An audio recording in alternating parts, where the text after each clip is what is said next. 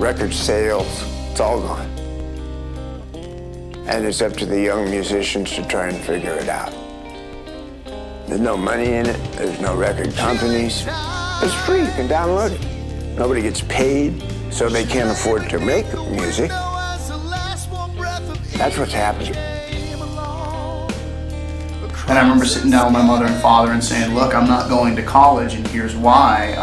I just want to play music. And I know that means that I'll probably end up becoming a gas station attendant. And I know that I'm only 17 years old, and so you probably think that I'm ridiculous for saying this, but this is what I'm going to do with my life. We have all been working to make a career of this during the downfall of the music industry. It's not like it used to be where you had this certain highway you had to take. You had to sell out packed houses and the A&R reps were going to be at your show. There are no more scouts out there. There isn't going to be some guy on the side of the stage in a sharkskin suit with a cigar saying, hey kid, I'm going to make you a star. You can't put your CD under the pillow and hope for a record contract. So we sat down and started figuring out how in the hell to get on the road and get in front of as many people as humanly possible, no matter what it took.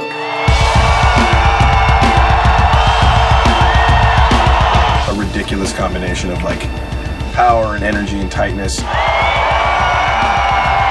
The energy that comes off the stage during a live show is so infectious. Such a massive feat to sell 10,000 CDs in this day and age. And the fact that Windowpane did it on their own, did it DIY.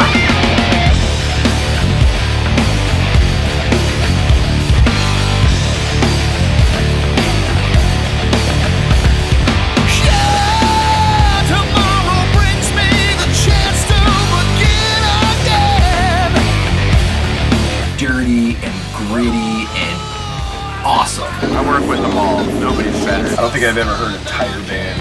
Probably the hardest working band in Seattle. They do not compromise who they are one bit. Kick-ass rock band, kick-ass solid songwriting. Professional, great songwriters, great entertainers. Glenn, he sings like a vocalist, yet plays like a lead guitarist. And that is so rare. Great guitar player, beautiful, strong voice. Well, he's got a lot of power behind him. A lot of power behind that voice. This presence comes out of him that's just... He's got this realness to him. He knows what's bullshit and he knows what's real, and there is no in between. Him and Tony, the way they play off of each other is great. Tony, great guitar player. His leads kill. One step beyond. He's always pushing that bar. Very original style of playing guitar. Authenticity and honesty. Tony has a stage presence that's rock and roll, balls to the wall. I'm gonna solo all over your fucking face and squish it into the ground. That stage presence is just fucking insane.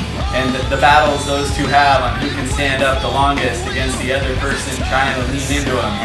Yeah. Awesome. Mark Harris, who's out of his damn mind most of the time, incredibly intelligent guy, monster bass player and musician. One of the most solid bass players. So tasteful. His stage presence, the guy's an animal. Sean plays for the music. He's such a solid drummer. Just beating the shit out of those things. An absolute beautiful soul. They blend very well. As long as I've lived in Seattle, Windowpane has been the band to strive towards. The band that has always been doing it right. But it's never good enough.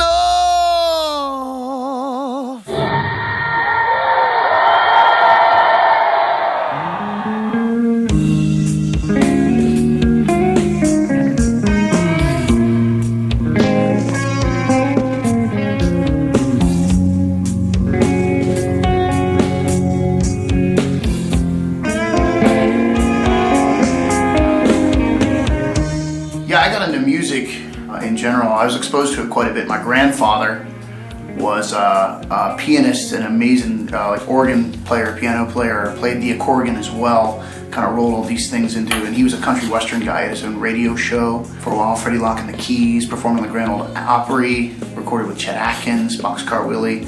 Never quite made it, put out a couple 45s, but you know how it is.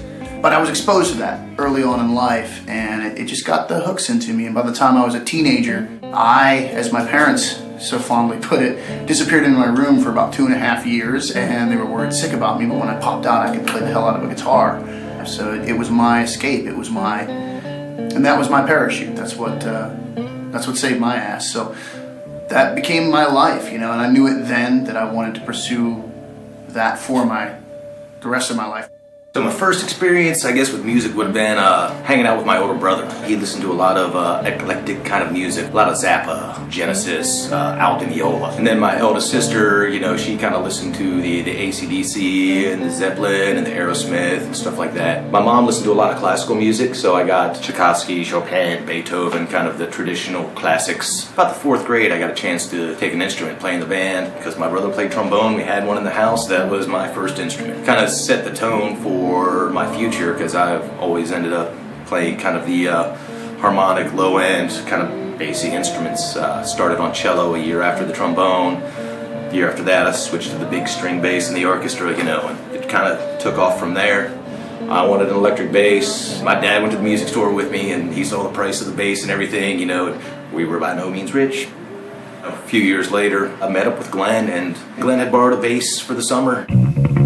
Mark and I went to school together, high school there in Cumberland, Maryland, and so Mark had played bass and played cello. He's a talented guy, you know. But he and I got talking about jamming and how much fun that would be, and put together a project called One Man's Fate. We did a show at the Allegheny High School auditorium, and it was packed, you know, and the kids went nuts, and it was just a riot. And it went so well, we did a second one in the gymnasium of my high school, but again, was just packed out. I mean, it was Western Maryland, and if you were under 21, there wasn't a lot to get into. I mean, the hooks were in at that point. From there on, the writing was on the wall. I knew that I just had to play music. That was the beginning of it all. I mean, not long after that, you know, Mark and I's friendship, you know, really blossomed. We got really tight, and the next thing you know, we're graduated, and we're looking at each other going, do you love doing this as much as I do? Because I think we should maybe look into continuing this, you know, both of us with little shit-eating grins and a beer in our hand, and off we went.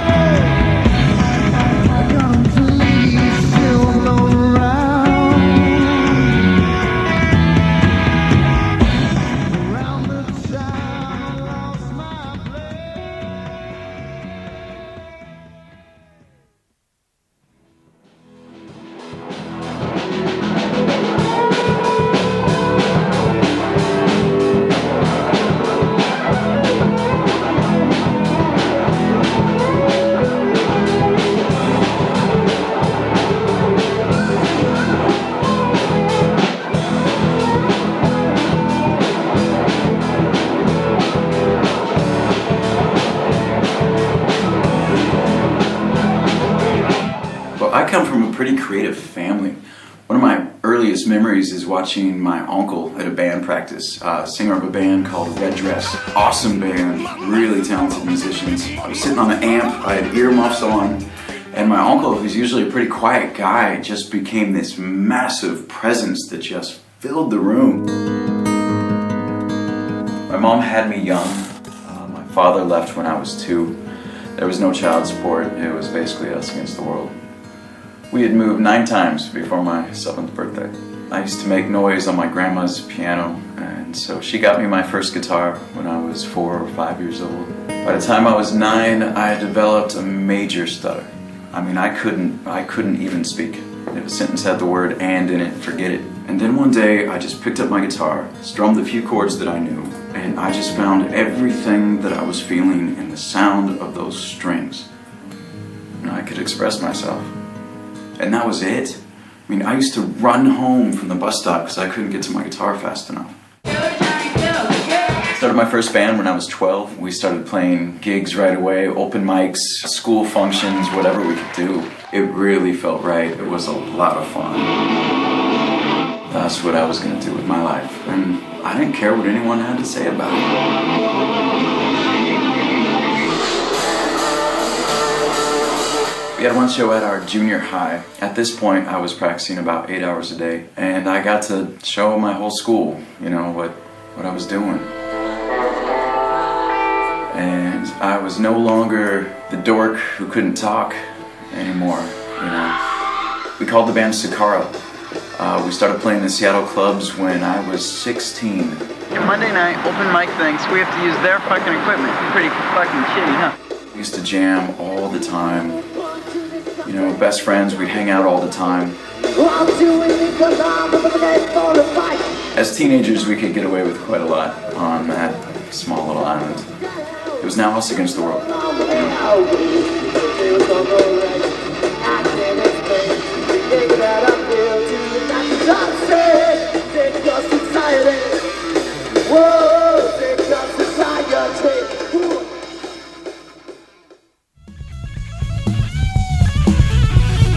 That was my first introduction to music, was my dad.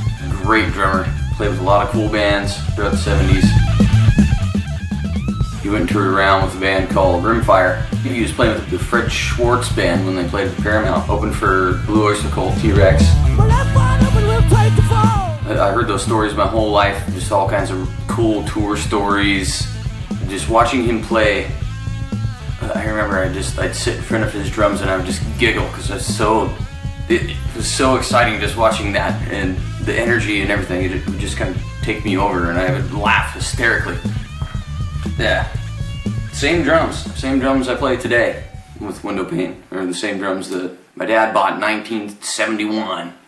When I first started trying to play on those around 5-6 years old, I couldn't even reach the bass drum, and I would use the big low 18-inch floor tom and the snare drum and do these beats. And I remember him coming downstairs kind of shaking his head, scratching his going, wow, you know?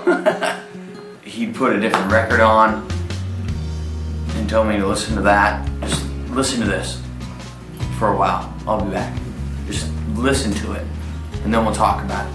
Oh man, it just every day was a different tutorial with him. Every house that we lived in, he would set up a pseudo jam spot. There's a tape player in there, and he would hook it up to headphones so that I could hear it and listen to tapes at the same time. Nothing Else Matters from Metallica came on. It's like, Dad, I really like this song. I said, oh, yeah, I do too. And I got that album. It was the Metallica Black Album. And so he dubbed it onto a tape. I sat out there in that garage and would just listen to every part, and I learned the whole thing front to back at 8 years old. And then it turned into whatever band I was into. I would do the same thing. Put it on tape, listen to it, learn the parts. Was kind of obsessed as a little kid. Just taking in all this information. First band I was ever in, I started with my brother, Jeremy, my cousin Don, and me. We were a three-piece. And we named the band Pale Illusions. I was 12 years old when we started. We actually started doing shows places like the Job Jump, that no longer exist, down in Fife, Washington. Sean wants to do a little solo for you guys. I need a smoke break.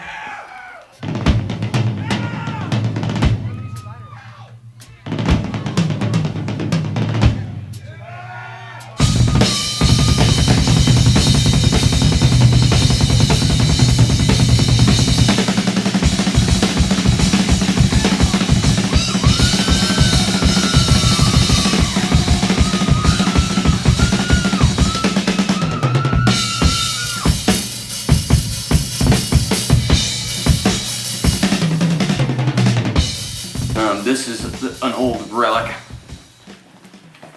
Pale Illusions. Right? We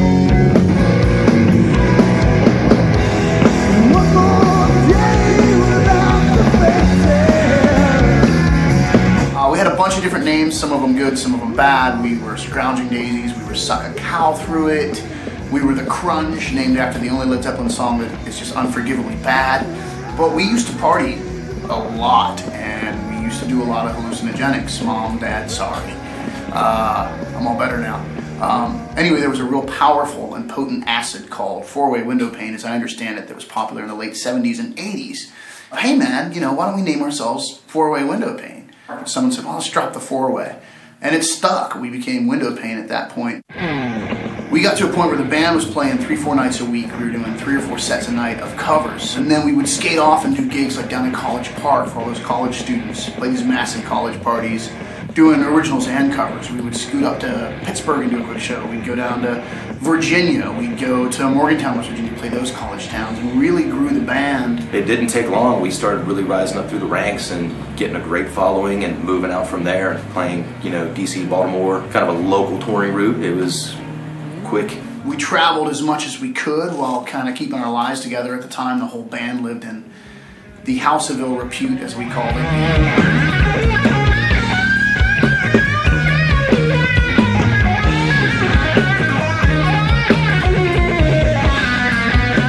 So after realizing the local success in the Cumberland area wasn't quite a market for someone who wanted to do all original music, we had formulated a plan. We were going to move to Florida. The scene down there was hopping at the time, and we thought it'd be better off to be right in the heart of a big city. We were living in a 2-bedroom apartment. I think there was 5 of us living there. I didn't have a bed, and it was a real dark time for me, man. I had just come out of a relationship, a long-term relationship, and was down in Florida, broke, hungry, and sleeping on the floor trying to do this rock and roll thing. And we were doing gigs and trying to get the thing off the ground, but ended up so malnutrition that I was hospitalized. I started getting these terrible headaches, and it turned out that they were because of malnutrition, because I was living on liquor and Taco Bell, as one does. We were in Orlando, a lot of cool clubs, Church Street, Orange Avenue, this amazing scene. Every weekend was like Mardi Gras. But it was an interesting thing. Like, I felt like the only person down there with long hair. It was like walking around inside a Maxim magazine. Everyone was beautiful. All these women were just gorgeous. They were everywhere. And I was driving a beat-to-shit brown Ford van. It was brownaflage, brown with hints of various primer. I had no money. I had long hair. I was pale. And I was into Led Zeppelin. And, the band was flailing. I had a friend that I had grown up with in Maryland named Joe Malloy that lived in Seattle.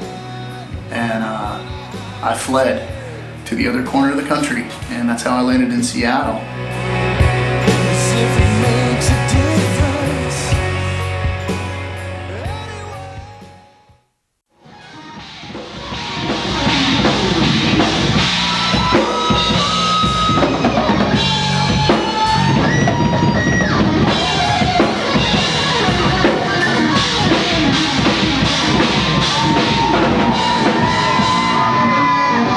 Exposed to a lot of the music that our singer's older brother was into.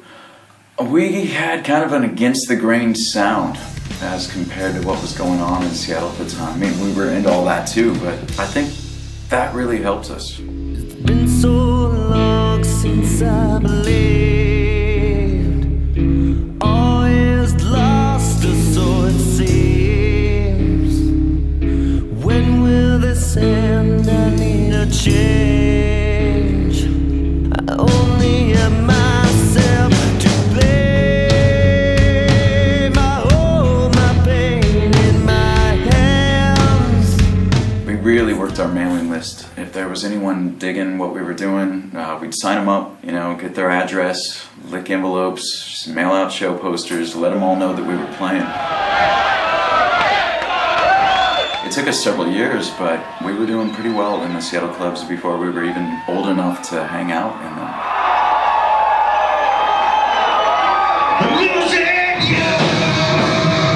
After school, the whole band moved into a duplex in Seattle. There was one day where the bassist and I just went on a beer run, and as we're driving back, there was a place that was just a couple houses up from us, and there was a couple long-haired guys loading a Marshall cabinet out of a van. And so later that night, we just showed up, knocked on the door, we said, hey, we're your neighbors, we got beer. And they said, come on in. Ended up partying all night, and that's how I met Gwen and Mark. They were just getting started here in Seattle, and we were actually able to hook them up with a weekend gig or two. I remember one of the first shows I saw when I got here was Grunt Truck at the Color Box, and it was packed, and I heard this band, and I went, I made the right move. This band is huge, they're heavy, they kick ass, this place is packed full of sweaty people, and for the first time honestly in my life, I looked around and I didn't feel like an outcast. I didn't feel the way I'd felt growing up in Western Maryland. I didn't feel the way I'd felt in Florida. Like, the most hurtful word in the world to me is the word freak. Like, that's a dagger to my heart.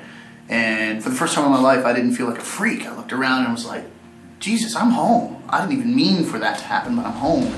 Didn't know that Grunt Truck was kind of a famous band that toured the world, and that the scene in Seattle was really kind of in bad shape at the time. Within about a month, it was kind of like, oh. How we doing tonight? Just nobody there. We had to drag people out kicking and screaming, kind of found out the Seattle rock scene wasn't quite what it used to be. It wasn't quite what the hype had been. It was going through a little downturn. It was tough.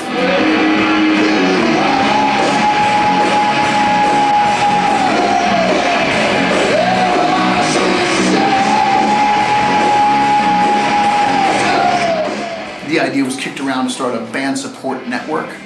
All these other bands that were sort of in the same position we were, we all just talked to each other.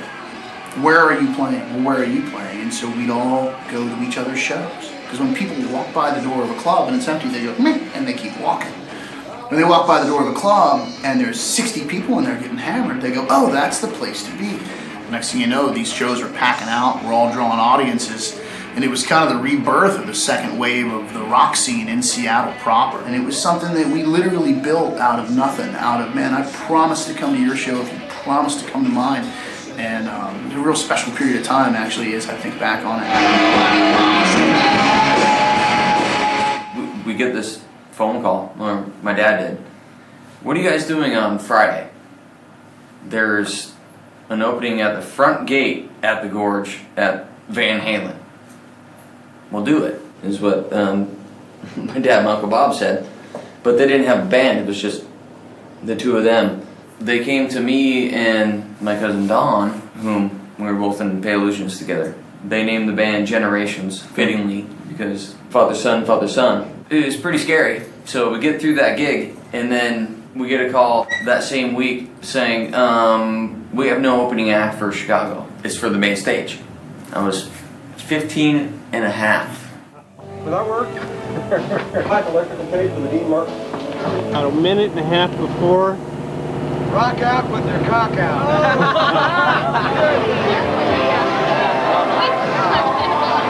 Where's everybody else?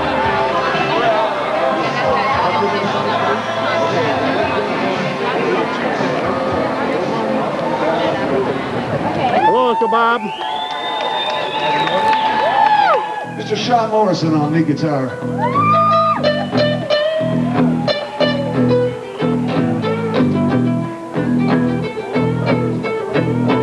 We were up there for 25 minutes before Chicago and Hall & Oates in the middle of summer in front of 20,000 people. Oh man, I've been trying to get back there ever since. But after that, we kind of became the house band for the Gorge. And we played the B stage 15 times, I think.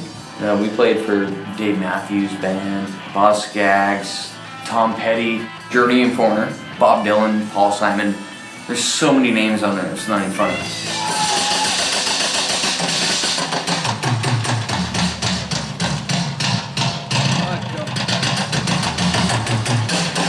That's Hale Morrison on the drums. We're going to feature Sean Morrison and Son on the drums.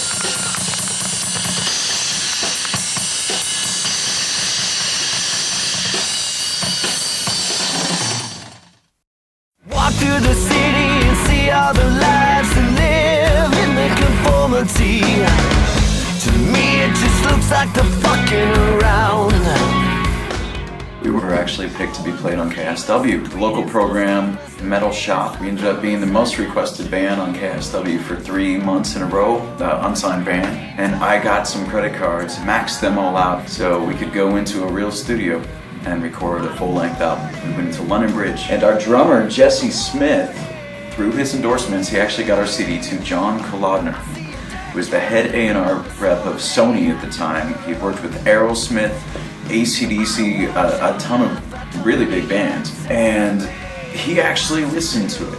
John had said that he thought we were good, but our sound was dated. That had it been 10 years earlier, we would have been one of the biggest bands in the world. Now this crushed the guys. I swear all they heard was, we're not getting signed, he didn't like it.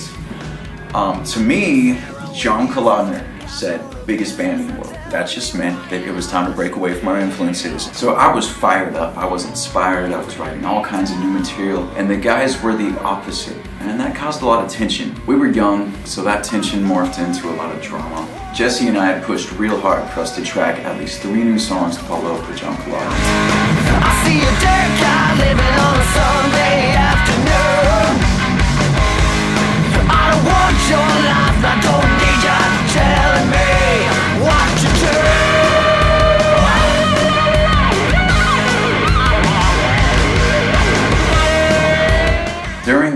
time, our singer's mother was diagnosed with cancer. Now Brian, our singer, he's been my best friend since we were like 9 years old. And so his mom was my second mom as well. Could you let me in? Just hours after we finished that recording, Brian drove out and spent what would be the last night with his mother. I had written one of the new songs about her. For you, you were here to call my sunrise, even when it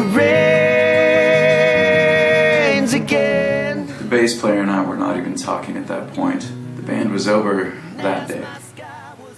Jesse went ahead and sent in the demo to John's right-hand man anyway, and he called Jesse personally and said, "I've never heard a band do it.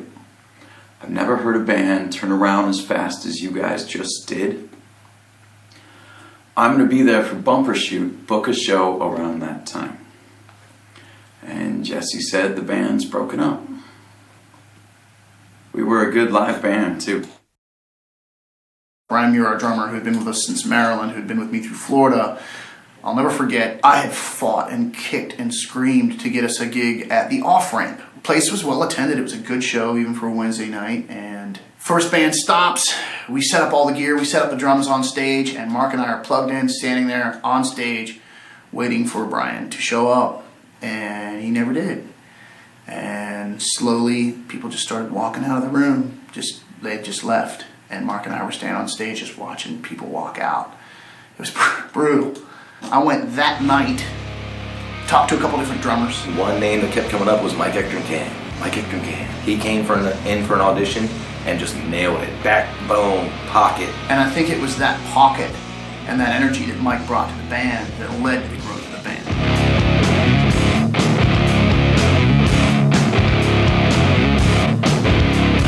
Started bringing out a couple hundred a night, and it was consistent. It wasn't like, ooh, a couple hundred on this show and then 20 for the remaining 3. It was consistent.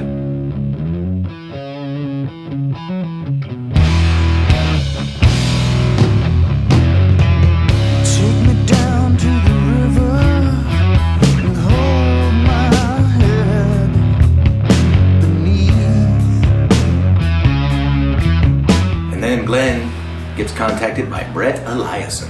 I had just come off a tour. I was doing front of house sound for Pearl Jam at the time, and I had met the head of A&R for Epic Records, a gentleman named Kaz Utsunomiya, who, sweet guy. He had asked me if I knew of anybody in the Seattle area, bands in the Seattle area that I was digging on. Brett Eliason got a hold of us, and here's a guy who had been in recording for a long time before his career really took off when Pearl Jam took off, and he's been with them for their entire career. On top of everything else he's done, his resume is kind of astounding. Brett called me at work. I was working at Guitar Center Seattle at the time. Told me who he was and told me he was interested in getting in the studio and developing some stuff on spec. But he was getting ready to leave to go on tour with Pearl Jam. He'd call me when he got back, and I remember hanging up the phone and thinking, I will never hear from that guy again. And honestly, there's probably 3 friends of mine in the next group chuckling like, we just called Glenn and told him. But I remember that vividly, and what was awesome was Brett called the minute he got back. I think you were back in town less than a day and you called. I love anything that has true emotional content. I don't like fake stuff. I don't like people that aren't real as individuals or as musicians. And unfortunately, there is certainly an element of that out in the world. And even if people don't realize it, they might be going about it in an honest fashion. They just don't really embrace it, feel it, live it. And you guys always have. And he's all about making real records and capturing real performances. And it's, what a wonderful ally to have, what a wonderful friend. Went into Litho, and we did 5 songs, 6 songs? 5 songs was that first batch. I saw the faces. So we went into the studio with Brett, and we did a few songs, and he forwarded them to the head of Sony Epic's A&R department. And it wasn't long after that, he actually flew out and we did a private showcase with him. And that was the beginning of a year-long journey of us being sent into the studio and just tracking songs for Epic. Sun slips behind that old face. Of the moments I can't explain, but the words that I wish I could say, it won't be the last time. It was a really exciting time, but it also towards the end started to get really frustrating because we didn't know what was happening. We felt like we were right around the corner from the biggest opportunity of our lives, yet it's like we had our hook in the water and we couldn't get the fish to bite. And there's lessons learned there on the backside of it. But And the frustration just kept building, you know, and it was really, again, disheartening to be right on the cusp, but still not quite getting over that edge of where we wanted to be. I decided that instead of playing drums, I wanted to sing and play guitar, so I started writing a bunch of songs. By this time, I was in high school, and we started a band called After All.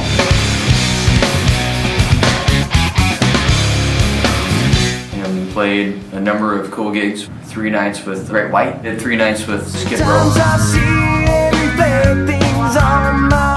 The name got changed to No Ground, and I played in No Ground for almost 10 years before I joined Windowpane. We're so misguided, the dust we down, believe the times will change. She's so wrong, he'll soon find. No, so wrong. I was still playing drums, just not super actively. I played a lot of drums of the No Ground record that we did, and I get a call from John from Hate Fist, and he said, "Do you want to go on tour? Richie can't go on this tour." And Hate Fist is a metal band, and I'm not really a metal drummer. I can do it. Yeah, so that tour was like 5 weeks. We went through 26 states and did roughly 25, 32 gigs. One of the most amazing experiences I've ever had in my life, and I can't wait to do that again as soon as I can with Windowpane. So I decided to move to Los Angeles because I just thought that's where all serious musicians needed to be. Today we're in the most northern part of California to discuss one of the world's most dangerous spiders, the Black Widow. Went down and checked out a bunch of different bands. I jammed with quite a few, bunch of trend chasers. There was not much integrity. You know, they all had fucking mirrors in the rehearsal room. I'm sure there were some good bands down there at the time. I unfortunately didn't find them. So I moved back to Seattle. I went to see Windowpane's city release of Push, and the Central was just packed. They were awesome. They had really grown just in the time I was gone. I went to see them play pretty much every single show that they did after that. I ended up doing a project with a longtime acquaintance and singer that he called the Backseat God. It was fun. We explored all aspects of music and just really had a good time with it. I ended up moving in with him into his grow house. That was a little sketchy. We went and tracked an album at London Bridge, and he had sent it to some friends of his in Mexico, and a couple songs ended up doing well on some Mexican radio stations. So we ended up doing a 2-month tour of Mexico. It was by the skin of our teeth. I mean, we were loading gear with fruit trucks, Greyhounds. It was Acapulco, Chilpancingo, Cuernavaca, Mexico City. We went all over the place. It was a lot of fun. Taste of my paradise.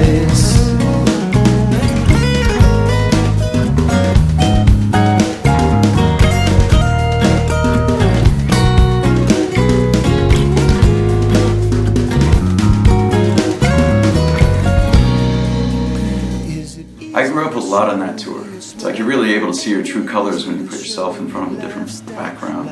People down there were fantastic. They weren't caught up in this materialistic race. It was, you know, all about family and friends and being in the moment. That tour made a huge impact on me. So after a year of development and recording with Sony Epic, they decided to pass on the band because creatively we were just all over the place. We were blues, we were rock, and they just weren't sure who to sell it to. It was a big eye-opener for us, and that these days people really want to be able to hang a label on something. The upshot was they let us keep all the recordings, and we used those recordings to put out the Push album. So we released Push. It was well received by the fans.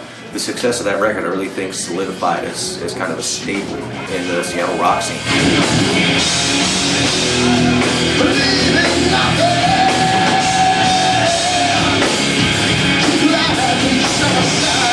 So one thing that earlier generations of bands had going for them was local DJs could still plug in some of their favorite local artists along with their other playlist, and these local bands could get regular rotation.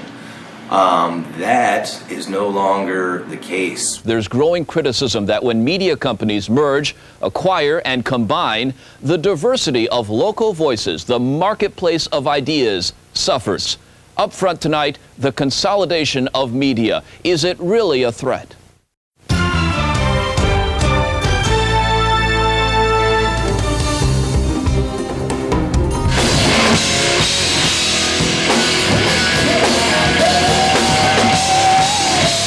The Seattle band Windowpane may or may not be your taste in music.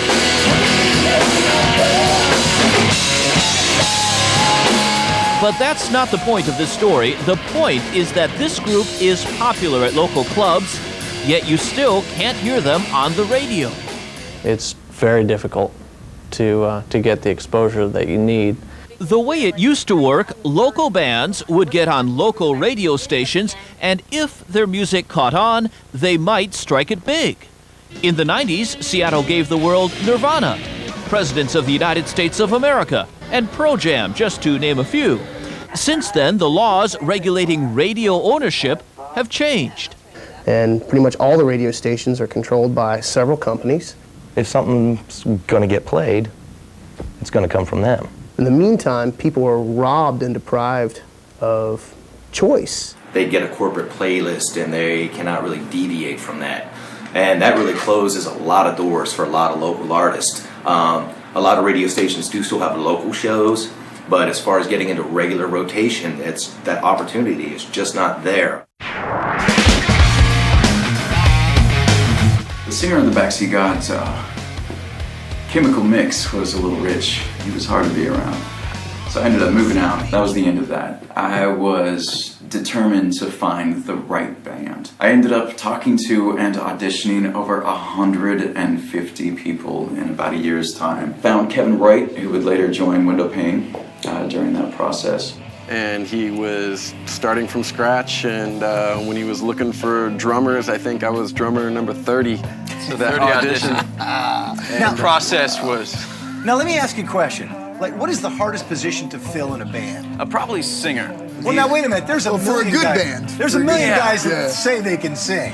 See, That's the problem. And I put together a band that we called Of Another. I can only see your trouble, just a scar on my eyes, and I feel aggression. I'm trying to tell you, trying to make you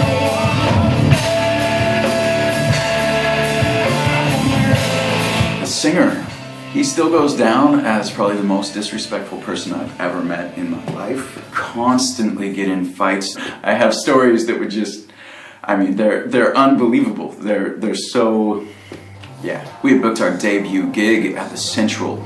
Everyone came to hear my new band, including my biological father, who I hadn't seen in 21 years.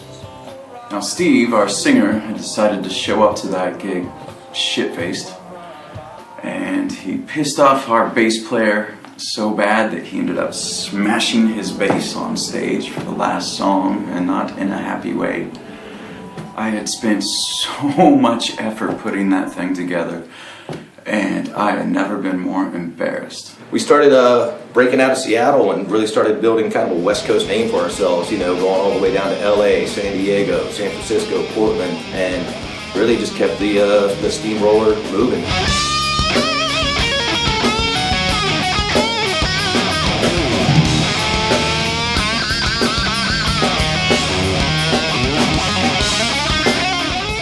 There's a lot of great guitarists in Seattle, but Glenn's playing always really stood out to me. When Glenn plays, you hear Glenn.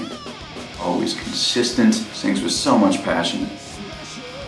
Mark's a freak of nature. The things Mark does and the way he does it with his presence, insane, and he's got so much groove.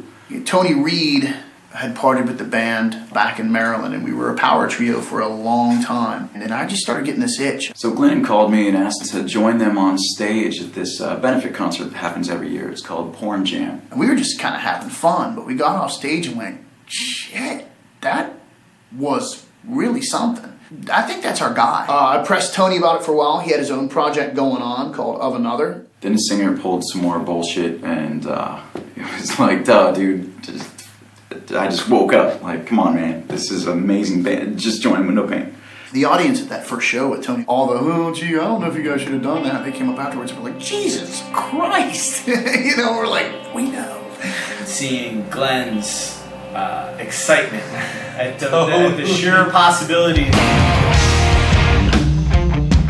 Different feel and style than Glenn, which is perfect. You know, they play off each other really well, but they both bring a different swing and element to the structure and are very cognizant of how they play off each other that way. Tony already had a fan base from his other previous projects, so more and more people started coming to the shows. And as writers, he's a great writer, brings a lot of material in, and they're supportive of one another that way, are capable of being very excited about what the other guys bring to the table and stepping in and helping filter that, build it up.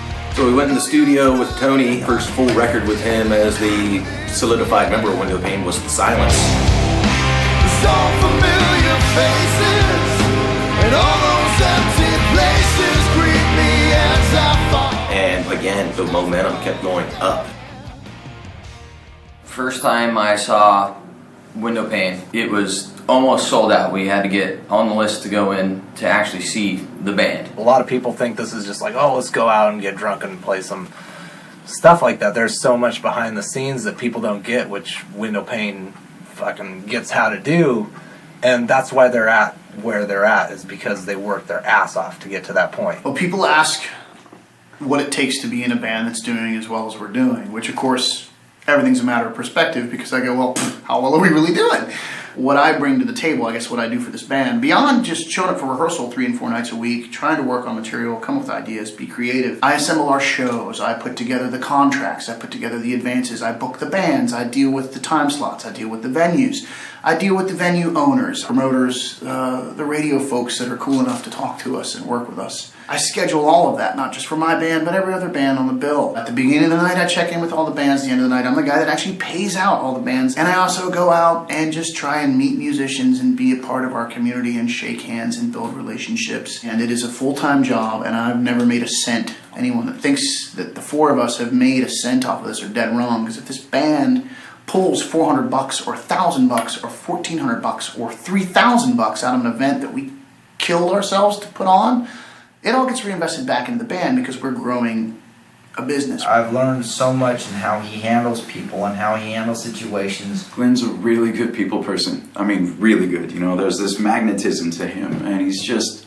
you know, it's part of what makes him such a great frontman. Just the level of professionalism. Some of the nicest guys you'll ever want to work with, and some of the most professional people you'll ever have a chance to work with. Social media is a great tool. It's not as fast as regular rotation on a major radio network that bands used to have, but if you put in enough time and hard work, you can reach a lot of people. I was looking on the internet and Windowpane came up there. I was like, all right, who's this Windowpane band?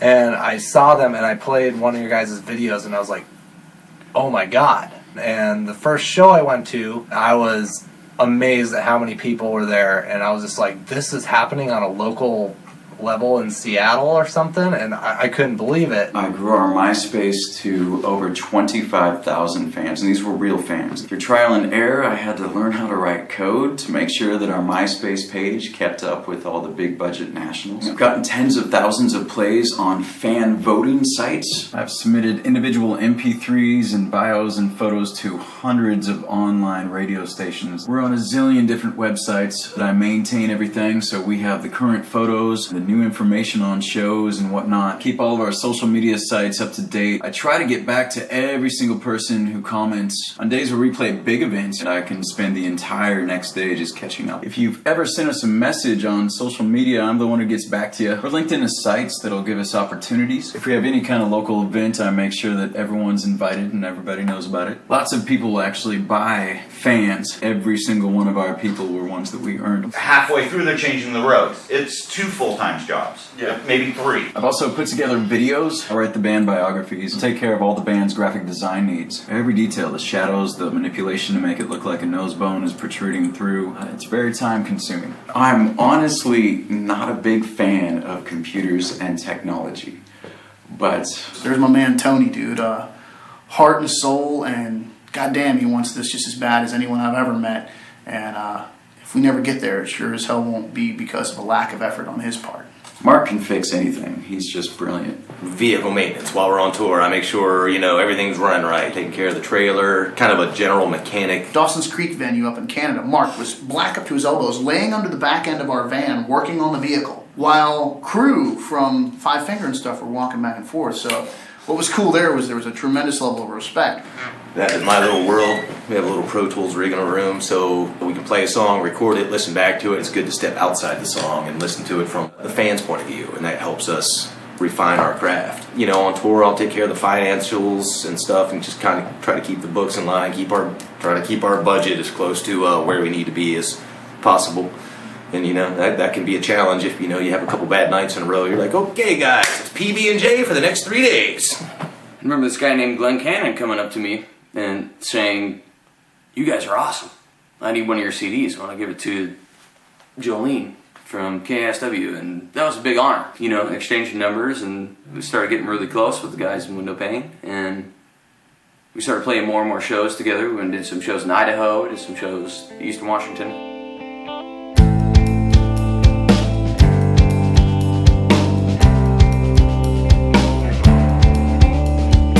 Even with the band on the rise, and we're gaining momentum, and we're climbing this hill, it is still an uphill battle. And it just came to the point where I think Mike was tired, he was done. And he said, "You guys need to call Kevin Roy. I think I'm done. I think I need to stop." And there were tears. I mean, we had gone through a lot with Mike. We all go through that at this level, especially these days where the sphere of opportunity is reduced. It's marble. There is no financial security. There is no, in 5 years, I'll be... That's why good people, talented people, have to step away from this. And I'd say give up, but that's not giving them their fair shake. They have to step away because they just can't take it anymore. We got Kevin in the band. We were still gigging and doing small tours behind the Silence record. We had gotten so fed up with what was going on that, hell with it, let's just start our own goddamn label. We got together with Mr. Mike O'Brien, our primary investor, and we put together Sick Tone Records. We had a really, really strong business model, but we wanted a launch party to put ourselves on the map, and we booked the newly all original members rejoined Candlebox to headline. Windowpane was direct support for Candlebox, and we invited Late September Dogs down to open the show, another great Seattle band, friends of ours. And we sold out the Showbox Soto. Back then it was Phoenix 3 by 14, 15, 1600 people. In fact, as I recall, it was oversold. The club was in severe financial trouble, and the manager took our gate money and split town. That was his farewell present. So our label got pretty much nuked at its premiere party as we were ripped off for about $10,000. But it was a great show. This is just the way. It's hard to face the truth when you get lied to every day. And at that time, we thought, you know what, we're going into writing lockdown. No shows, practice 4 or 5 nights a week. And just woodshedded like hell and came up with this material we were really excited about. We had quite a bit of it, almost too much, which is where we're at again. We have way too much stuff for one record. So it gets into the how do you pick. And we stepped in to do the album that turned out to be Daybreak. We went in the studio again with Brett. Tony had got to meet Brett at that point, loved him. And we banged out Daybreak fast. We were so well rehearsed that we went in and did that entire record in about a week. You guys were tight and ready to go and walked in. Yeah. I don't think we made a couple changes in the studio, but not a lot. One of the things that's really missing for me in a lot of modern production is people both having the ability to and the willingness to play together. And like Daybreak, that we did do our overdubbing steps. It's and that kind of thing. performed. It's performed. Everybody was in the room together creating those tracks That's right. so that you're vibing off of each other, and that's really, really important. That's where you get that emotional content. Anymore, It's most of the integrity. stuff you hear out there, and I'm not gonna say anything negative about anyone that's out there doing this, but there's not a lot of that going on. There's not a lot of, damn, that guy sounds like he's coming unglued. You can tell when bands are faking it or they don't believe. You can tell when a band doesn't believe what they're doing. Windowpane believe everything they sing and play about. And that's genuine, and that's character, and that's authentic, and that's real. And there's not enough of that out there. Proximity of what I hope to be. The weight so heavy where I stand.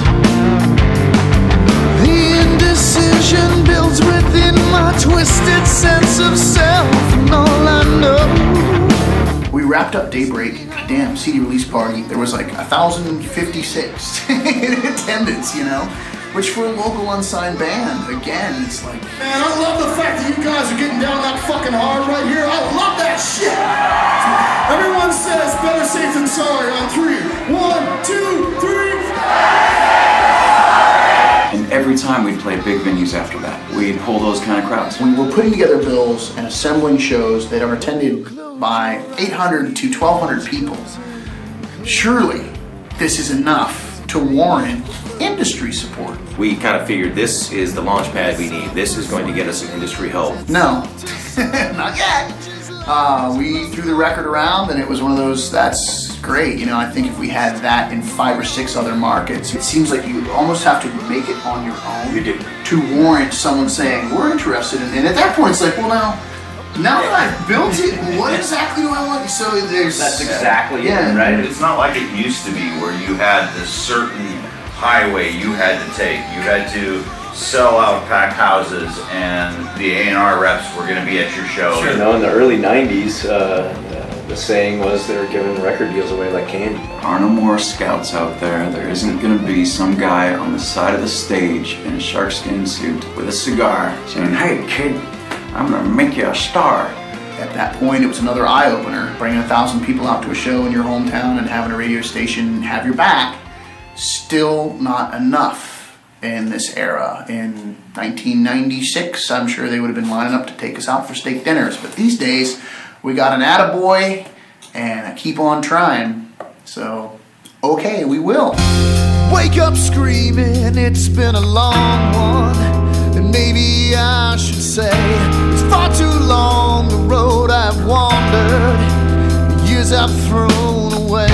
I've given more than most, my very last, my best, or so they say. The kindest words to fall on a deaf ear. I can't see myself that way. I went rock climbing a few times, and it's the best metaphor I can think of for what we do. The most challenging thing with rock climbing was being able to hold your grip while you figured out your next strategy to get to your next foothold. And then hoping you still have the strength to do it once you see it. So we sat down and started figuring out how in the hell to get on the road and get in front of as many people as humanly possible, no matter what it took. If you can get out there and get in front of people, your songs will connect. Your songs will fucking connect. There isn't a doubt in my mind. Labels aren't signing rock bands because rock bands aren't where the money is at. It's in pop, it's in country. But if you guys can get out and get on good bills and play to a variety of audiences, you're going to connect because you are an incredibly accessible band. If you are a country music fan and you see Windowpane, you're gonna walk away a Windowpane fan. Even if you align yourself with being just a country music fan. You have those kind of songs that really connect with people, and you have the stage show that connects. And it's you guys really just need to have that booker who can really get you on the good tours. We started figuring out that to get out on the road and in front of the kind of audiences we wanted to reach, we're going to need a lot more money than what we had, because one thing the four of us had never had is money. And I get a call from my cousin, Nathan Kellum, who was in the Army. Before I went out on my second tour to Afghanistan, I called Tony, touched base to see how things were, and he told me the only thing that's really hurting them right now is getting out there, getting on the road, and need money, they needed finances, they need somebody to pay for it to get out there. And you know, I had a bunch of money saved up for my first tour and decided to invest. Decided it'd be a good idea and help them out along the way, maybe get a job. Sell the merch on the road, anything I could do to help. He took all the money that he had earned getting shot at every day and put us out on the road. And I don't really have words. Now, we were in a hell of a position because we had entrusted ourselves to another individual who was working to build us this tremendous grassroots tour and didn't do a damn thing. So we had a tour launch party scheduled and booked. We had a television appearance with King 5 New Day scheduled and booked, and we had to go on that television appearance and perform live and talk about the tour we were getting ready to go out on, and we didn't have a tour. Welcome back, everybody. There's a lot of excitement in the studio. One of the Seattle area's favorite hard rock bands is launching its first national tour, Windowpane.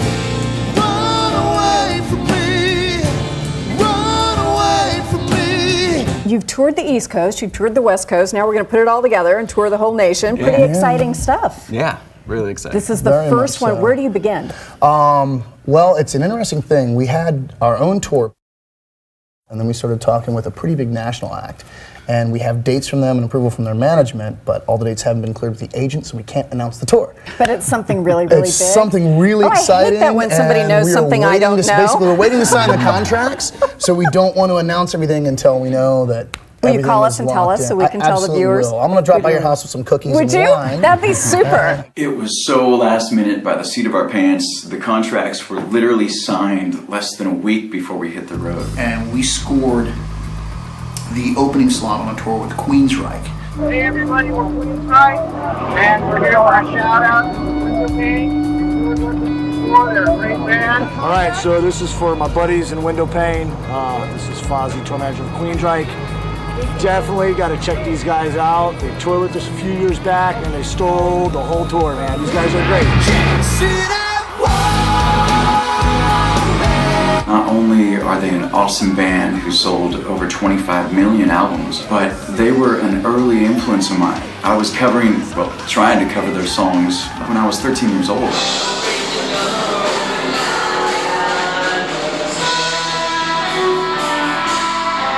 Right off the bat, we were a little bit apprehensive, like, okay, these guys kind of have a unique sound and a very niche audience, and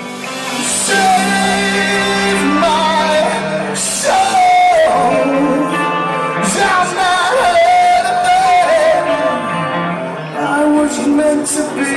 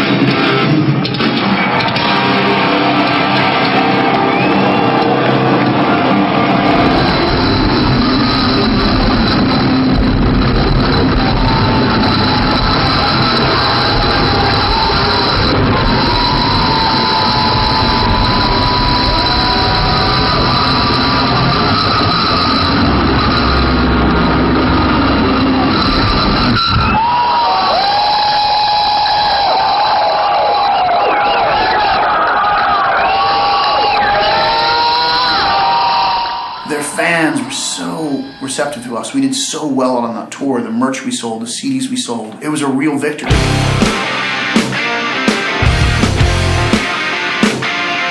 Watching them night after night was killer, and out on the road, kind of got to know those guys and really connected with them. Amazing human beings. We not only became really tight with the band members, but also the crew. Great group of guys, very talented, love them all. Bus driver, the manager, and the fans. There's a segment from our tour blog that I think really sums up how we were feeling at that time. Tonight we played to 2,500 people in New Mexico. The show was fantastic and we met an overwhelming amount of fans afterward. There's quite a sense of validation amongst us now. We've had big-time management companies and label execs tell us that we need to be more like this current band or that current band, all of which we feel are missing that essence that makes real rock and roll what it is. And listening to rock fans all over the country, people are really tired of the corporate carbon copy of the last Quarterly Prophet bands that are saturating the radio right now, and all seem to be just as relieved to find us as we are to find them. The level of compliments we have been getting is almost enough to bring us to tears. We're just up there being ourselves, and it's working. We still have dedicated fans that we share with Queensryche now, that, you know, people come in from Arizona, California, people come in from the East Coast to come see some Windowpane shows.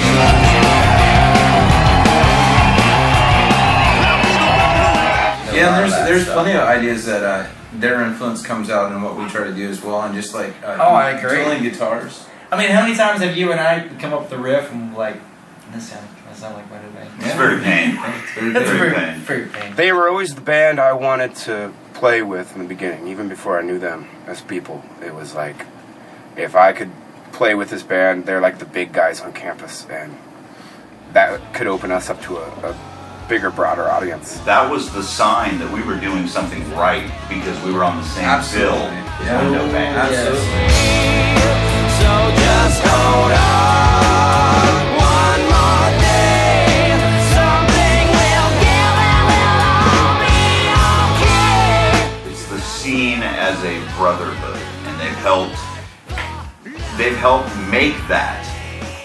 Where in a lot of the other parts of the country, it's not. It's dog eat dog. Windowpane has stepped up and said, hey, no, when we prosper, you prosper. When you prosper, we prosper. It is a brotherhood. Then their reach through the Seattle music scene is so deep.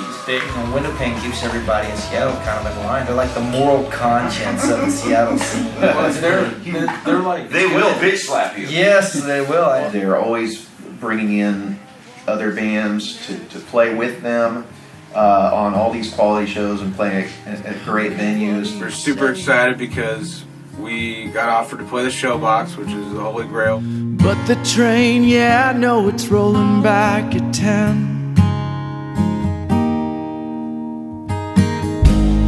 What's the time? 'Cause I'm running out of sympathy. It did bring us a broader audience, and not only that, but now I get to hang out with them whenever I want. They turned out to be good people. And they know how to treat the other bands. True that. That, you know, it's always good playing with them. That would keep my stomach full, because I love my evil eye. Shut 'em down. All of them crucified, I may love.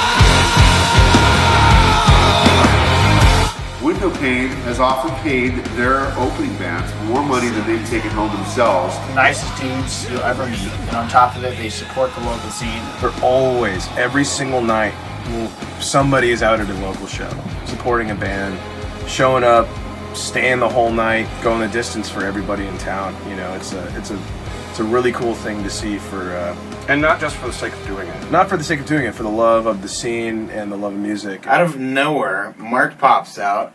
He's like, oh, hey, dude, I'll give you help, and grabs and helps to load all of my gear on stage. I needed some help one show, and he was like right on Johnny on the spot. Glenn, the singer, got me a job, and then a week later I quit it, and then 2 weeks after that he got me another job.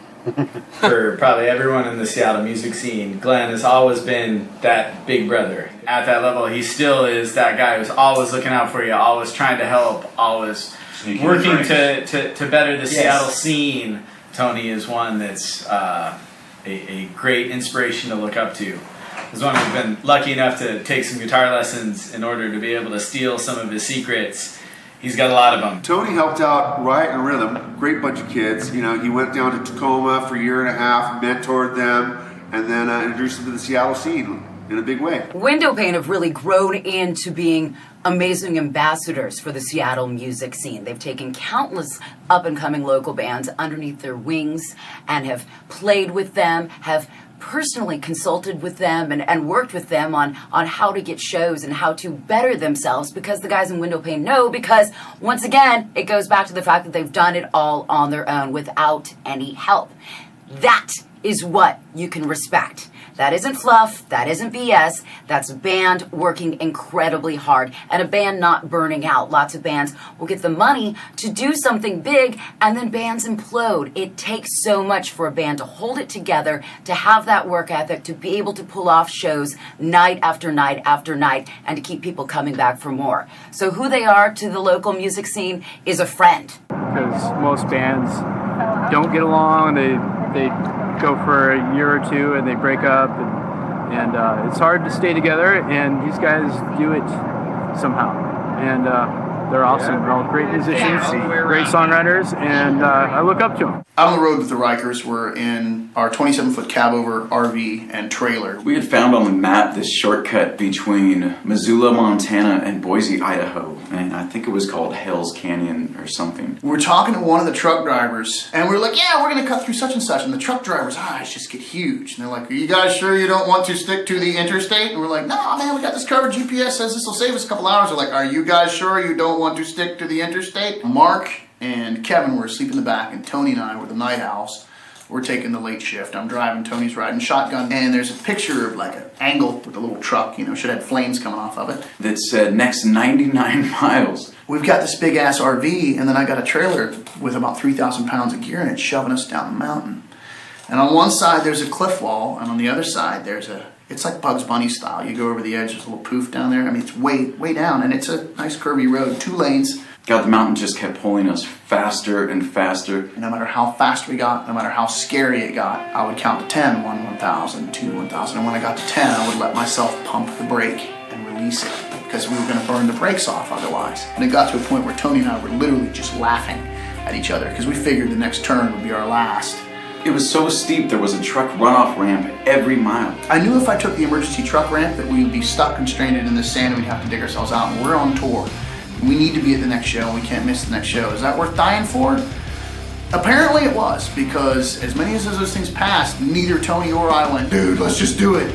It was, if we can survive this, we've got a show tomorrow. So we got to the bottom of that thing, and it was one of those total hug it out moments. We were just giggling and laughing. My God, we're alive. How are you? The next day when we showed up, the truck drivers were waiting for us. And we pulled in, and you could see them all go, and we're like, hey guys, we figured out why we were like, yeah, we couldn't believe you guys were gonna try that. That's insane, no one does that. And we're like, now we know. After that, we followed the trucks on the interstate. They really need to add in driving levels to that video game Rock Band if they want to make it realistic. So we got back home from that. We're trying to figure out our next move, and an opportunity arose with 5 Finger Death Punch.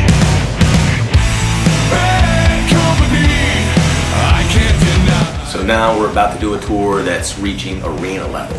It's not a thing where you just all pile in a vehicle and grab your guitars and go play a rock and roll tour. We had no management, no label, no publicist. This was all on us to do, and we all had to divvy up the pie, and everybody took care of a certain section of it, and the immense amount of work it took would baffle you. 5 Finger Death Punch is one of my cousin Nate's absolute favorite bands. He had just gotten back from his second tour in Afghanistan and out of the army. It was a pretty cool phone call to make to tell him that was the first tour that he was going to be able to go out there with us on. And it was supposed to be Saliva and 5 Finger Death Punch, and right about that time the singer of Saliva quit Saliva, and they replaced Saliva with Soulfly. And if you're not familiar with Soulfly, they are heavy. It's Max Cavalera, Sepultura. So I get online and I look these guys up and I'm like, their fans are gonna throw bottles at us. They are going to lynch us.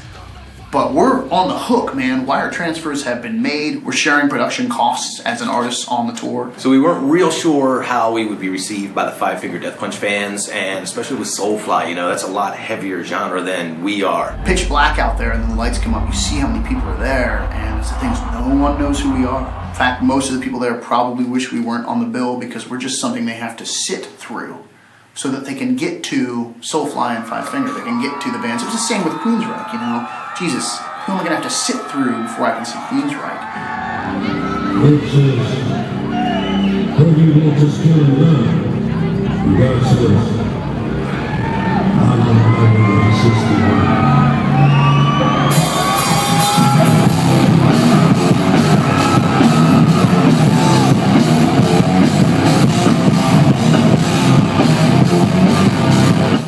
And just like on the Queensryche tour, took about a half of one song, maybe a song and a half, and then the crowd was just all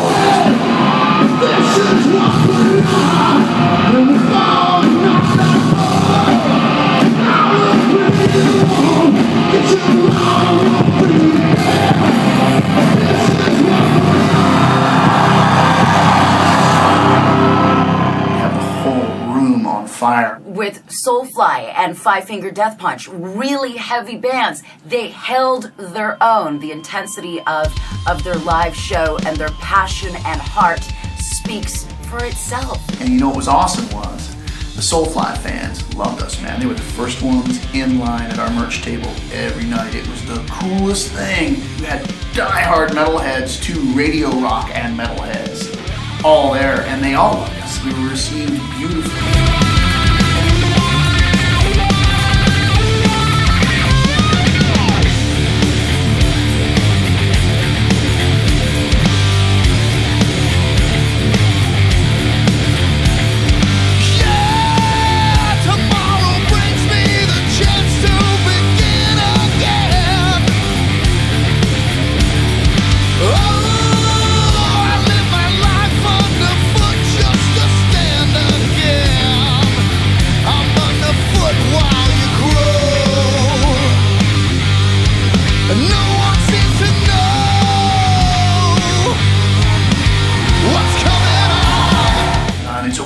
You get on stage at a hockey arena in Canada and 5,000 people see you play, they freak out, you go out, you're taking pictures, there's people, you put your arms around them and hug them and they're literally trembling to meet you, and I'm like, are you kidding? I'm the one that should be nervous. And they don't know that we're sleeping in a pile in a van. To save money, instead of taking our big comfy RV, we took a van, and this time we also took crew. Because of our experience on the last one, we knew we were going to need help. So 7 of us in a van. And I couldn't turn this way because then I'd be spooning whoever had, because that was the worst spot, was being in the middle on that seat, because you had to fall asleep like this, you know? You couldn't lean one way or the other. I usually had my feet up by like Glenn's head or someone, whoever was laying on the ground on that fucking air mattress. And I would literally sleep in a ball on the floor, and I would have 6 sets of shoes on me. And if I wanted to roll over, I'd twitch a bit, and everyone that was sitting on the bench seat would lift their feet. Then I could roll over. I mean, it smelled so bad. I mean, it didn't smell that bad, but I mean, 7 guys crammed in a van for, God, what was it when we got to the fucking border? We had to clean that bitch out. I mean, we were finding shit we didn't even know was in there. Tour bus, semi, Chevy conversion van and trailer. And we were those lunatics. It's those first 2 shows, they go, what the hell are those guys doing here? And by show 3, the whole band's lined up at the side of the stage going, Jesus, these guys are great, and they have nothing. You know, they're watching me make a peanut butter sandwich with coffee stirrers because I don't even have a plastic knife. It was awesome to feel the respect of the band and crew, and then to win those crowds over every night. We never found a sleeping rhythm, driving rhythm on that tour. It was an hour here and there, and that was it. We'd be loading our gear into another arena, and I'd have mixed feelings. It was like one side of me is going, oh hell yeah. And the other side is going, how in the hell am I going to find the energy to project to this room tonight? You know, but every night when those house lights would go down and the arena would fill with this deafening roar, I mean, this energy would just come washing in. And that energy would last, I mean, far into the night. You know, that'd keep us going for signing stuff for the next 2-3 hours.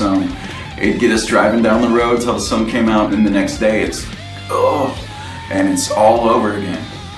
But then it's all over again. And the guys in Soulfly were incredibly cool. Everyone in Five Finger was incredibly cool. Ivan one night found out that I was sleeping on the floor. He was like, no, we can't have that. So Ivan bought the suites. I was like, dude, you really don't have to do that. And he's like, nah, man, when I was nobody, Jonathan Davis did it for me. One of these days, you're going to be in a position to pay it forward. So the way you thank me is when you're where you're headed, you pay it forward. And that blew me away because here's this guy that's really doing well, and he was looking at our band and saying, you guys are going to do really well. In a few years, you'll be buying someone else one. And he just slapped me on the back and bought me a drink. Ivan, I'll never forget it, man. Much love.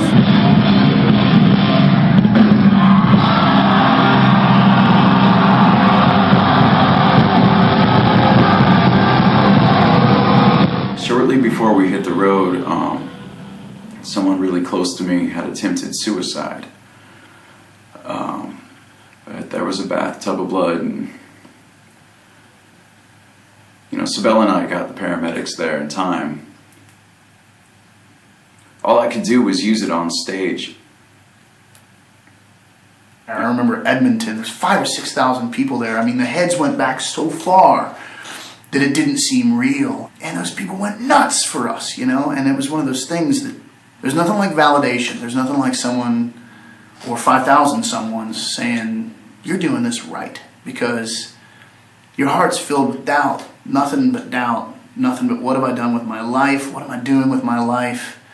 My God, you know, I own a television, I have the internet, I listen to the stories of my heroes, and they haven't seemed to have gone through all this shit. Maybe I should have been a postman, and 5,000 people tell you you're wrong at the same time. That'll get your attention pretty quick. You know, everybody says, well, via the internet you can set up a direct portal to sell your material, and that's true, but you're one of a million bands that are doing that. That's right. That's a challenge. But a band who can play, a band who can go out and actually engage an audience and get them excited about them, which you guys are one of, that can create a very sustainable business model where you have to build the following in each city, but if you build it large enough, you're actually making enough to go from place to place. And you guys have seen that as you play a market, people get excited about you. They get this connection. And when you get a real direct band-to-fan connection, they want to buy stuff. Yeah, they want to have a piece of that. About 4 or 5 shows into the 5 Figure Death Punch tour, tour manager comes up and says, hey man, you guys are really doing better than any other unknown band that we've toured with. More merch sales, winning the crowd over. Their merch guy, Pete, towards the end of the tour, you know, I was looking over past shows and how much we made and stuff, and Pete told me, you guys are doing great. You guys are making more than basically any other unknown band opener, you know, that they've ever had. We were selling more than them. After crunching the numbers for both tours, we found that the usual pattern was we would sell to 10% of the crowd. And what I mean by that is if there's 2,600 people there, we'd usually sell around 260 CDs. If there's 5,000 people there, we'd sell around 500 CDs. And what we learned was that just doesn't happen.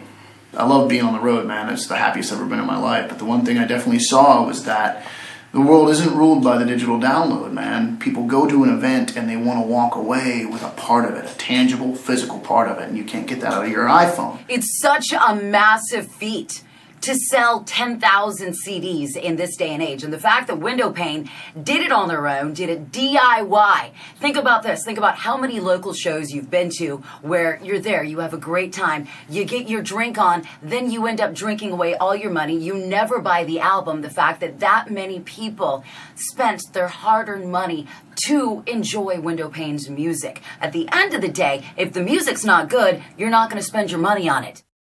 Kind of the tail end of the Queensryche tour, the 5 Figure tour, Kevin wasn't the same guy. The three of us had spent so much time and effort and energy and lost sleep preparing for this tour, and I think Kevin went and got duffel bags. I think that's the one thing he did.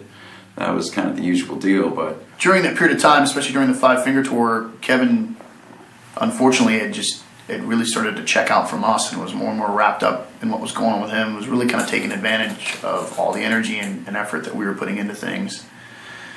And it was tough. It was very frustrating for us. And then, you know, when we got home, it was even worse.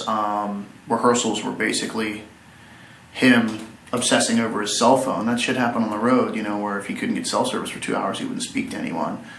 And it was right around that time that we tried to point out to him the inequities of what was going on. As a result, sadly, of where he was at the time, I don't think much of that got through. And not long after that, over some nonsense, he got very upset and threatened to quit the band. And we said, dude, you know, at this point, if that's what you want, we're willing to accept your resignation. And he quit. He quit 3 days before we were going to open for Scott Weiland, playing to 3,000-4,000 people. We were taking over the world, man. We had done some amazing things, and right then and there, he really kind of left us high and dry. I wish him all the best. I hope he's doing well wherever he is. We went out and opened for Scott Weiland 2 days after all that went down. Jeff came and saved our asses on that show, and we really did. We slayed it. It was great. It was all over the radio the next day about how well we played. And it let us know that we were going to be able to get past this. And at that point, we began the audition process for drummers. And then when things started to fizzle out with Windowpane's previous drummer, I don't think any of the guys even knew that I played drums. Auditioned a couple other people, and Sean popped in and sat behind the kit and knocked it out of the freaking park. I mean, he was hitting hard and strong. He had the bounce. It grooved and swung, and we finished that song, and we were like, well, shit, that's our guy.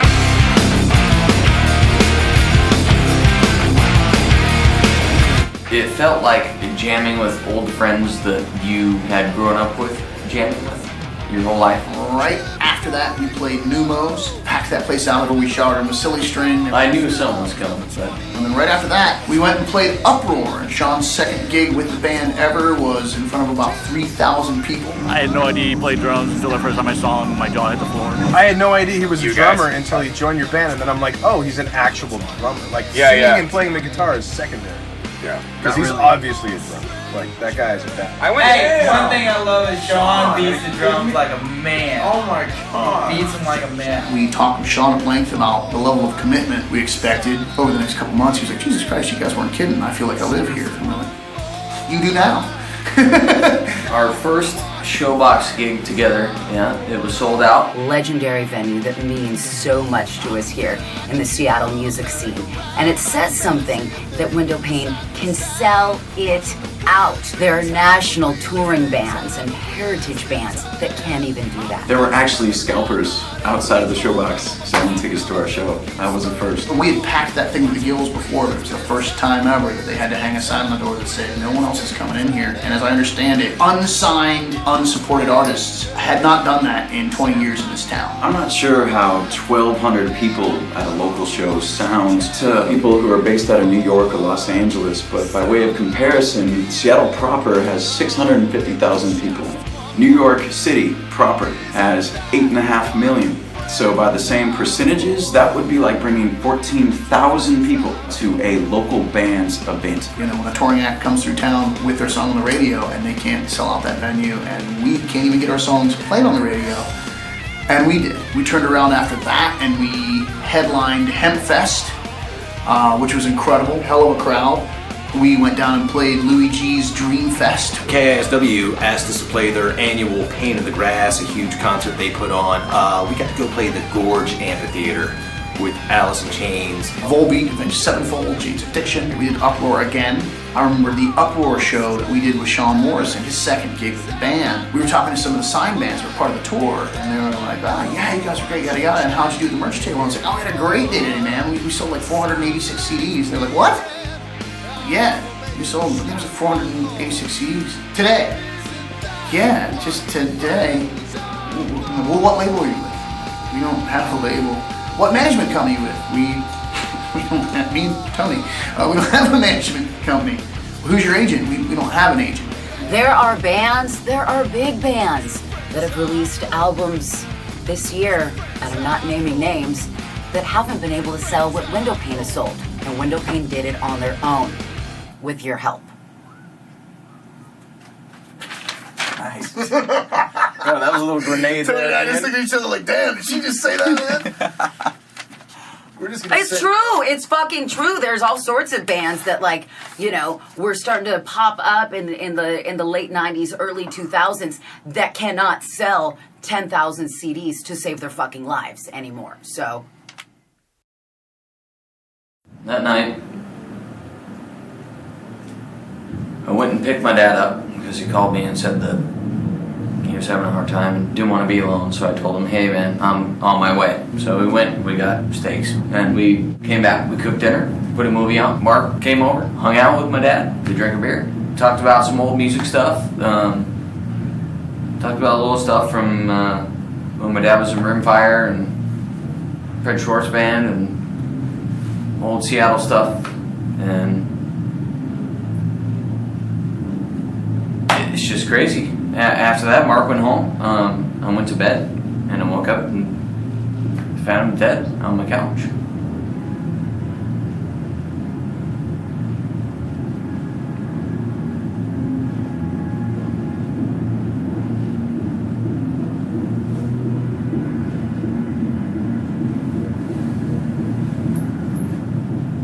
I don't want to say like he's the reason that I play music, but he is.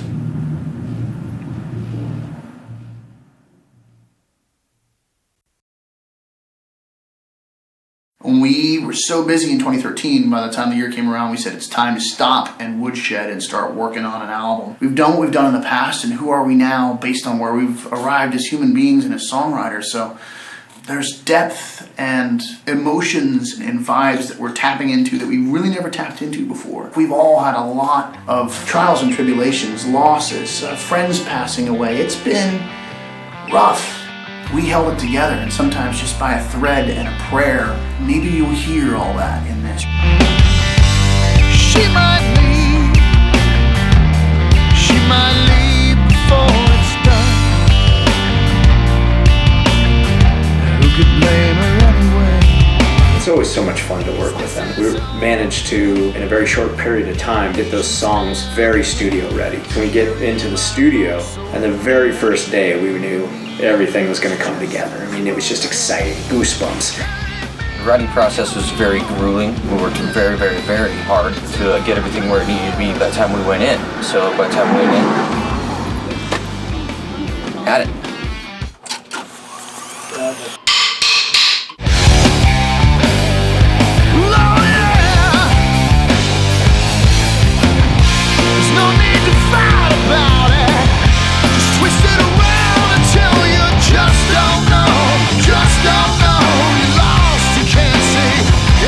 Sean was done with his drums in like 3 days. We were all just like a pallet of bricks on our chests. He played that shit out of this record.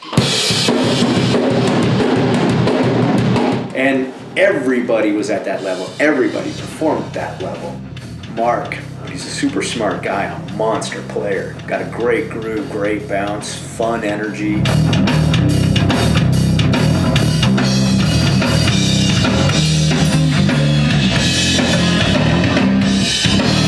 He's the guy who tends to try to ground everybody and is really good at that. And, you know, with all of us in the studio is really important and a very cool thing.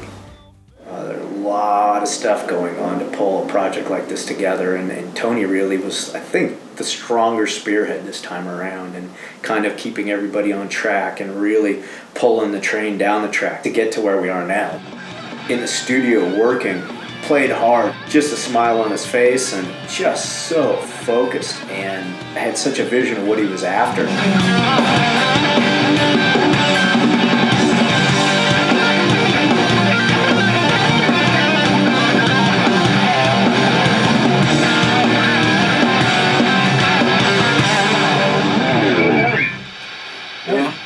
We got Glenn starting to sing in there, and you know, when you started to hear that come together, it was like, oh my God, we've got a freight train going here. Fly, free fly. He has a beautiful, strong voice, really reaching this time. He wrote melodies, wrote rhythms and structures that were very challenging for him, which was awesome. I think everybody was trying to reach that next level of their own abilities as well as the band. Can't tell me which way to turn for what's coming on. Rhythmically, things come very easy to him in the guitar world.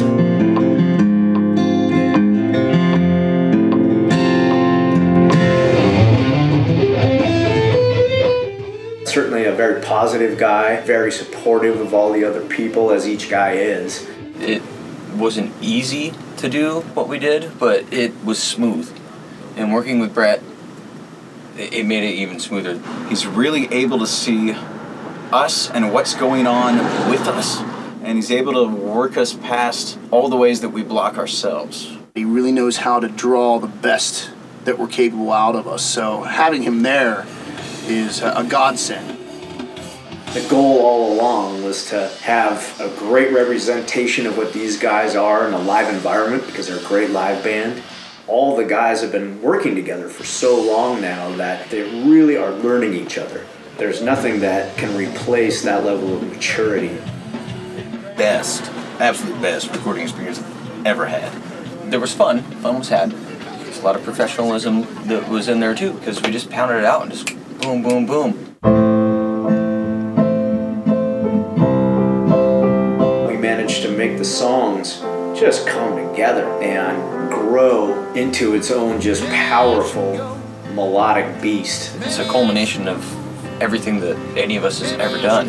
It all just came together in a really magical way, and this is definitely one of the best things I've ever been a part of. I can't wait to get this album out there. I think got something very, very special here. It's been a long time in the making, but I think a lot of that time shows and shines. Every time we gear up and step out for the next big push, we get that much further. I mean, we've climbed the ladder to X level, and we're literally just trying to get to that next rung where it is self-sustaining. I feel that something special is about to happen. It's been a fun ride, and what comes next is it's only gonna get better, and I can't wait to see it. As soon as this album's released, we plan on hitting the road again, and this time for as long as we can. I've watched these guys throughout the better part of a decade work tirelessly, not asking for any favors, just wanting a chance. We are about the people that we're blessed enough have come show up and actually hear what we did to give a shit.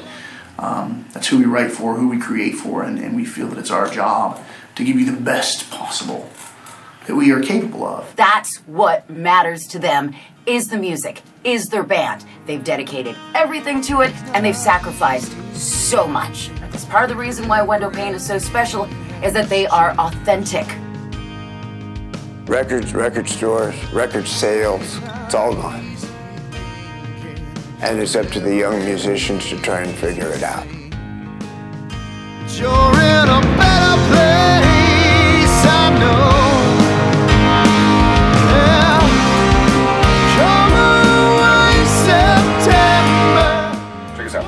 Just all nonchalant. Shut the fuck up. I love them much, I love them much, I love them much, I love them much, I love them much. You guys suck. You guys are. No, you come in the second one. Yo, Idaho, that was a great night. Yeah, who remembers that one? We were all just... I wouldn't say it if I didn't believe it. I know. That's why it means so much to hear you say it. Thank you. Okay, you just sit over there and blush. I will. Okay, hold on. I was like, you know, I love Glenn so much, and I made a portrait of him.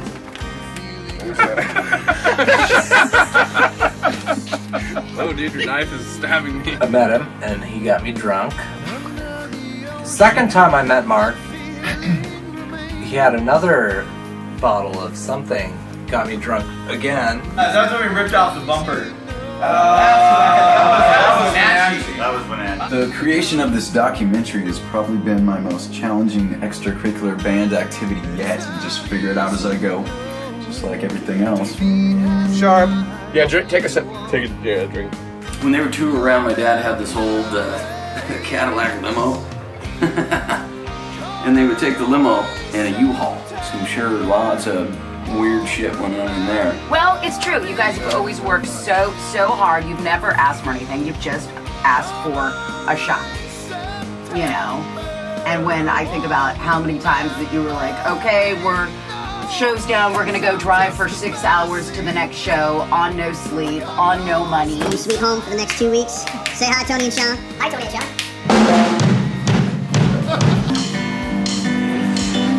That's gotta go. Oh, are you hearing what I'm hearing? You should have seen it. Good, but I'm not mad. It's just him doing his thing. Yeah. So, can I see that? I want to hear the minutia of it. It takes the ones who have been down the tough road, who have went through those tough times, and if you're still hanging together and you still got it, you know? It's like me with my old man after 7.5 years. I know what I'm in for. You know, we've been through so much shit the same way you guys have been through so much shit together as a band, and the focus and the drive is still there, and in fact it seems like it's stronger than it ever was.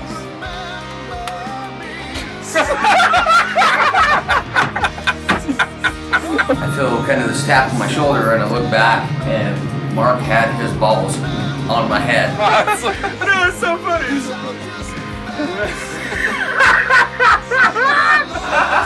The girl sits there, she does the cat cough. Blah, blah, blah. Right there, right behind us. Yeah. And it was a girl. It was like, oh my god. Holy shit. And I've never seen 10 people go. It was like Dawn dishwasher. washing Yeah, liquid. exactly. Oily water Oh, is bad. That was nasty. 4, 5, 6. I love them much, I love them much, I love them much, I love them much, I love them much, I love them much, I love them much, I love them much.